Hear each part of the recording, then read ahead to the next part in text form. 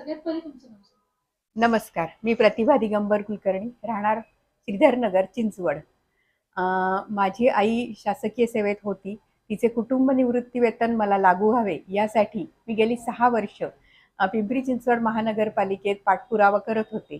या माझ्या प्रश्नाची माननीय विधान परिषद आमदार सौ उमाताई गिरीश खापरे यांनी दखल घेतली व अधिवेशनामध्ये ही लक्षवेधी सूचना मांडली.